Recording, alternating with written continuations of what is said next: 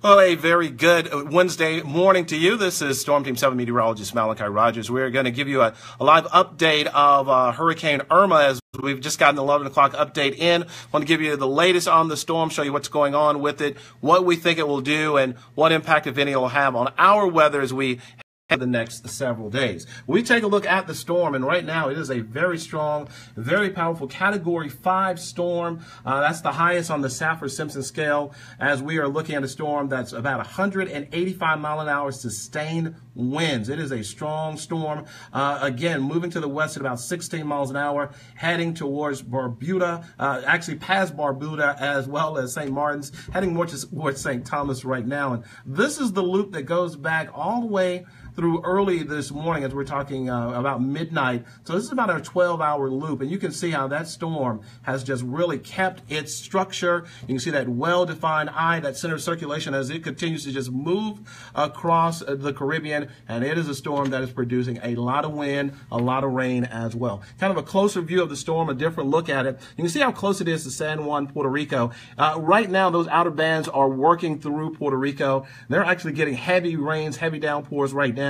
Those tropical storm force winds as well are whipping through the island right now. The storm is close enough that we can actually see it on our radar that comes from Puerto Rico, and you can notice just how heavy those rain bands are. The heaviest bands of rain are still offshore around that center of circulation. But this is a storm that it's maybe not making landfall, is not expected to make landfall in Puerto Rico, but it is getting close enough that those heavy downpours, that thing will be moving in a very rapid direction, putting down quite a bit of rainfall, and we're talking rainfall amounts anywhere from 5 to 12 inches of rain in portions of Puerto Rico. And unfortunately, if you know anything about Puerto Rico, it's one of those areas where it is mountainous, and that's an area that's prone to flooding. So we'll have to watch that very closely as we go through the next couple of days. The official forecast track of Irma, and this is something folks have been asking about. You want to know about the cone of uncertainty, the cone of concern, as we call it. Again, 185 mile an hour sustained winds, about 60 miles to the east of St. Thomas. Again, moving to the west-northwest at about 16 miles an hour. And this is what we're watching with this storm. It's expected to stay as a strong Category 5 storm as it passes just north of Puerto Rico throughout the day today, just north of the Dominican Republic and Haiti as we go towards Thursday morning and Thursday afternoon. Still close enough to shore that it is going to produce quite a bit of rainfall on those island countries. We're also going to be seeing that storm approach Cuba as we head towards Friday and Saturday. Saturday morning as a Category 4 storm, 155 mile an hour sustained winds. This is when we're expected to see that turn. We're talking about the turn. We've talked about the turn several days. That turn to the north. When will it turn? Well, right now, the official track has the turn happening right into the Bahamas and just to the east of Miami, Florida. But because areas like Miami, Orlando, St. Thomas, Fort Lauderdale are still in that area of concern, if you have family or friends that are in those areas, make sure that they are aware of the fact that this storm is expected to be a Category 3 or 4 storm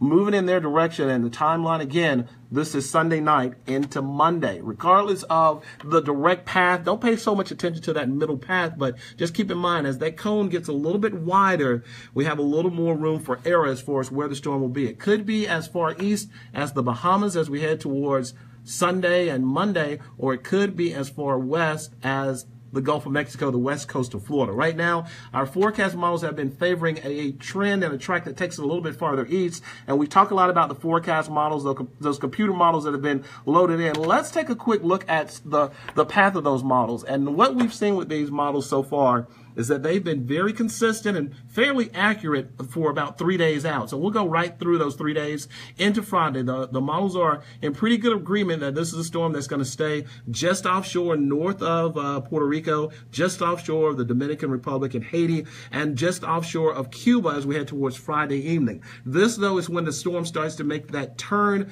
Saturday night into Sunday, a slow turn, but a turn that takes it up to the north. And the official track, again, is a little bit farther towards the Miami area, if you remember where that track was, but the forecast models are tending to push the storm a little bit farther into the Bahamas, and that's been the trend that the forecast models have pulled the storm a little bit farther east. We'll talk about why that is in just a second.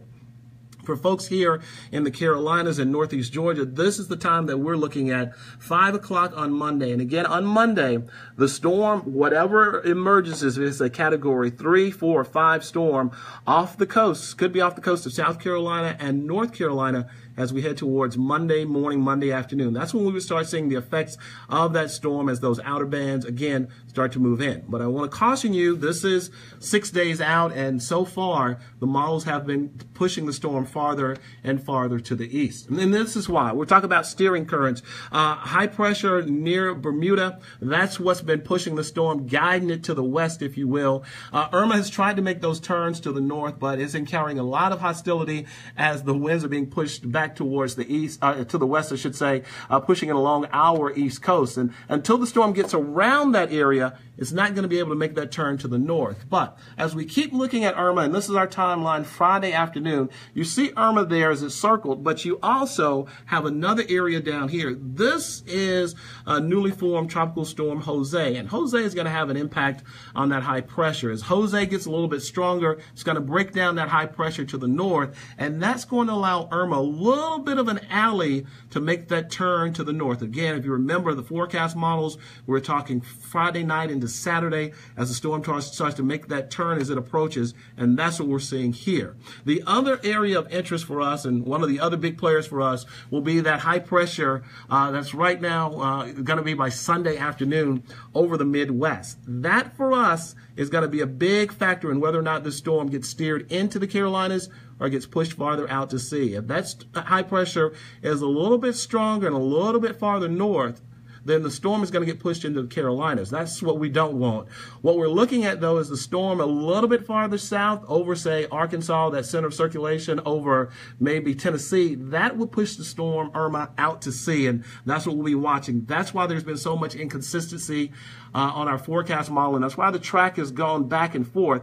Right now, it looks like the models are favoring a stronger high pressure that pushes the storm a little bit farther out to sea, but again, we are still several days away from really any determination. So again, if you missed it, the forecast track, Hurricane Irma, Category 5 storm, 185 mile an hour sustained winds, moving to the west-northwest at about 16 miles an hour. That track takes it north of Puerto Rico, north of the Dominican Republic, just north of Cuba, as we are looking at Friday evening into Saturday, making a turn to the north Saturday during the day, near Miami, near the Bahamas, areas of concern for flooding and heavy wind and rain. And again, it's a strong Category 4 storm. It's a big storm, so even though the storm is not expected or possibly could not make a direct landfall, those areas would still see significant wind damage and rain and possibly flooding and storm surge. So it does bear watching in those areas as the storm on Sunday then works its way up the east coast of Florida, near areas like Miami, Fort Lauderdale,